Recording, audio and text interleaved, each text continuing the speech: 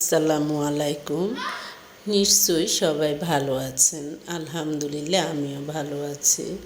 আজকে আমি আপনাদের সাথে আলোচনা করব যাকাত বিষয়ে, অর্থাৎ যাকাত কারা দিবে, কাদের জন্য যাকাত ফরজ, এই ধরনের বিষয় নিয়ে আলোচনা করব। যাকাত আপনি কখন দিবেন? যখন কোনো ধন সম্পদ, অর্থাৎ একটা নির্দিষ্ট পরিমাণের উপরের ধন সম্পদ আপনার হাতে 1 বছর পূর্ণ হলেই আপনি কিন্তু ওই সম্পদের যাকাত দিতে হবে। 1 বছর পূর্ণ হলে কিন্তু 1 বছরের কম হলে যাকাত দিতে হবে না।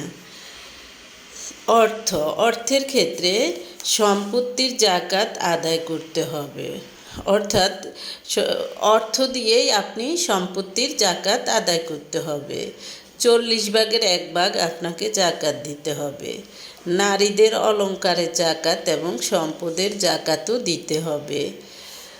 যার জন্য যাকাত ফরজ হবে সে যদি যাকাত আদায় না করে, তবে মহাবিচার দিবসে চূড়ান্ত বিচার সম্পন্ন হওয়ার আগেই কঠিন শাস্তি শুরু হবে।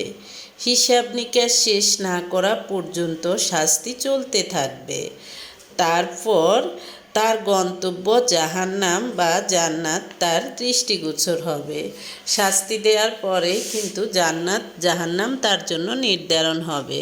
তার পরবর্তী আগে পরের ভালো কাজ হিসেব করা হবে।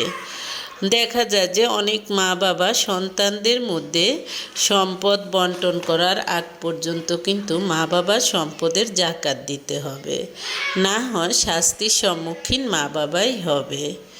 তারপর হলো ব্যবসার জন্য তৈরি করা সামগ্রীর যাকাত দিতে হবে, কারণ ব্যবসা করা যে কোনো কিছু, যে কোনো সম্পদই হোক না কেন, এগুলোর আপনি যাকাত দিতে হবে।